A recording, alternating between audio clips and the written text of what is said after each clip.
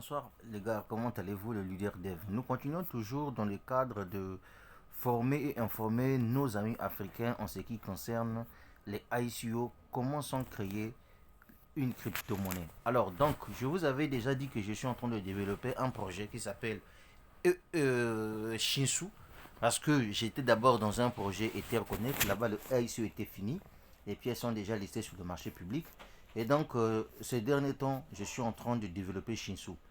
Mais comme certaines personnes ignorent encore ce qu'est une ICO, les gens ne comprennent pas comment sont créées les crypto-monnaies. Et donc, sans plus tarder, on rentre encore dans la deuxième phase d'explication du concept ICO. C'est quoi une ICO? Let's go. On est sur Google. On clique ici. Voilà ce que l'article là nous définit comme une ICO. Une ICO ou Initial Coin Offering désigne le lancement d'une nouvelle crypto-monnaie. Oui, le lancement d'une nouvelle crypto-monnaie. Une ICO permet à un investisseur d'acheter des tokens spécifiques à un prix plancher en tablant sur une montée en puissance à venir. Le terme ICO rappelle celui de IPO, soit Initial Public Offering, une opération financière conduite par une entreprise à l'aide de ses conseillers afin de conduire entre une bourse. Cette similitude entre les deux termes est trompeuse et parfois favorise des investissements sur des ICO sans lendemain. Donc ici on nous dit Ethereum, la première ICO. Regardez bien, on dit Ethereum, la première ICO. La toute première ICO a été menée par Vitalik Buterin, le créateur d'Ethereum en janvier 2024. Ethereum, une ICO. Voilà, en 2024. Bien. On sort ici rapidement pour éviter que la vidéo soit un peu plus longue. On va encore ici. On cherche encore ici que c'est qu'une ICO. On vient ici. On est sur YouTube, Google. Hein. On est en train de faire des recherches pour vous. Qu'est-ce que c'est qu'une ICO? Ah les amis. Les ICO sont la nouvelle forme de levée de fonds en vogue. Mais comment ces fonds sont utilisés concrètement par les porteurs des projets? Quels sont les droits des détenteurs de tokens?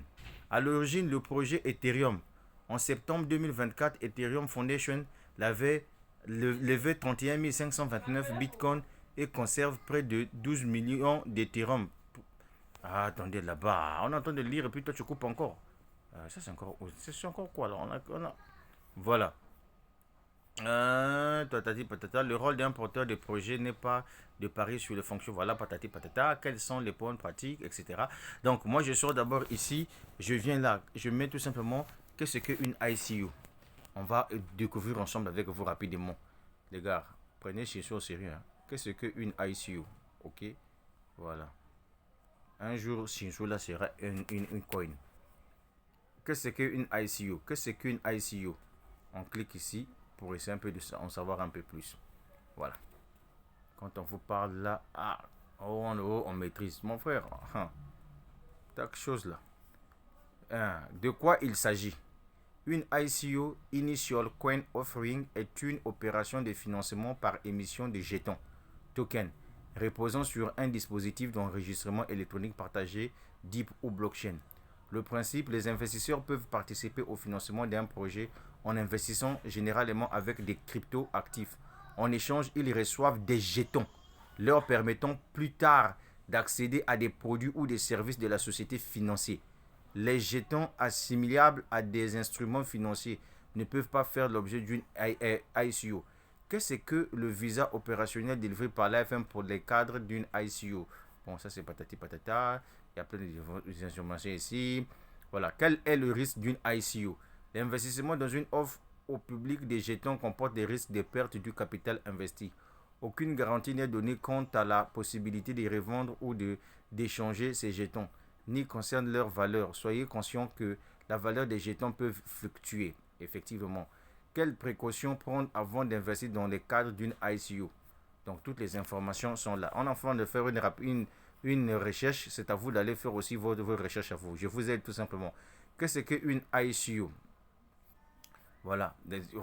Qu'est-ce qu'une ICO? Voilà. Une définition listée. Qu'est-ce qu'une ICO? On clique d'abord ici pour venir lire. Ah, l'Africain. L'Africain a besoin de savoir beaucoup de choses. Qu'est-ce qu'une ICO? Définition.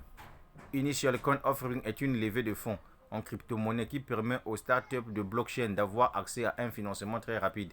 Grâce à une ICO, la startup de la blockchain peuvent collecter des millions en seulement quelques jours ou même minutes. En 2018, plus de 13 milliards de dollars ont été levés via des ICO dans le domaine, contre 4 milliards de dollars en 2017. Voilà les ICO dans le monde. Voilà. Donc tout ça, ça vous explique que les ICO c'est quoi. Mon frère, si tu négliges Shinsu, c'est ton problème. Voilà donc un peu ça. On vient sur Wikipédia. Wikipédia explique que le ICO, vous savez que Wikipédia c'est le plus grand, je peux dire que c'est une encyclopédie. Hein. Voilà. Initial Coin Offering, ICO, parfois appelé en français première émission des jetons, offre initiale des jetons, offre au public des cyber-jetons ou offre des jetons, est une méthode de levée de fonds fonctionnant via l'émission d'actifs numériques échangeables contre des crypto-monnaies durant la phase de démarrage d'un projet. Ces actifs appelés tokens, jetons numériques, sont émis et échangés grâce à la technologie blockchain. Une security token offering offre des jetons de titres est une ICO répondant à un cadre législatif et réglementé. Réglementaire. Tu vois que c'est pour te dire que l'ICO n'est pas une arnaque, c'est réglementé. Donc toi, mon frère, qui vois arnaque Ponzi ton Shinsu là, ça c'est ton problème. Une ICO régulée. Les initial coin offerings sont parfois comparés aux introductions en bourse. En anglais, initial public offering. Néanmoins, les deux méthodes diffèrent entre plusieurs points. La principale différence tient au fait qu'une introduction en bourse permet à des investisseurs d'acquérir des parts de capital d'une entreprise, alors qu'une ICO permet d'acquérir des jetons numériques.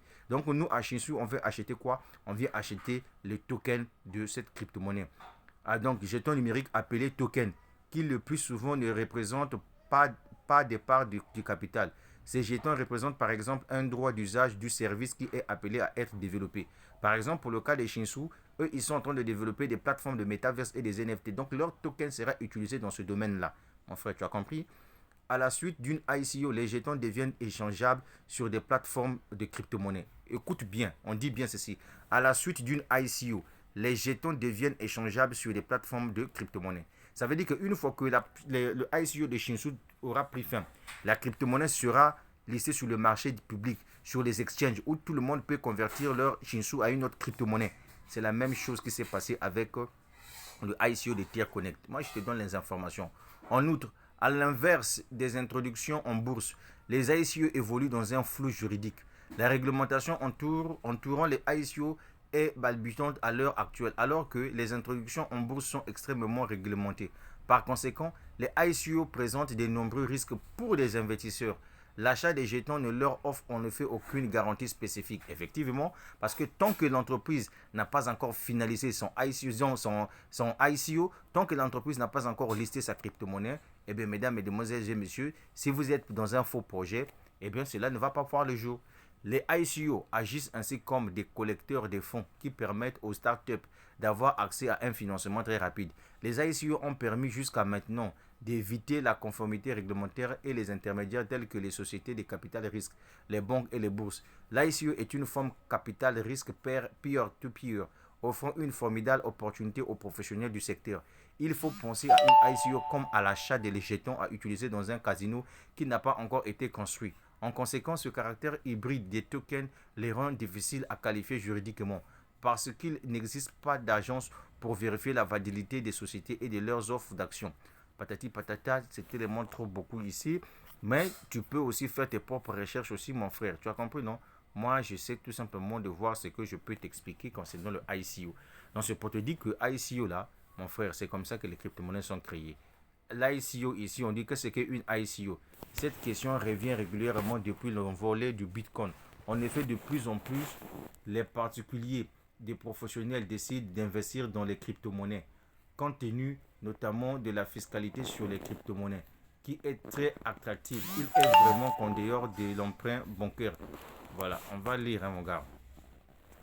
Une entreprise peut financer son activité en faisant appel à des investisseurs. Ces derniers lui apportent des fonds en échange des titres, biens corporels ou intérêts.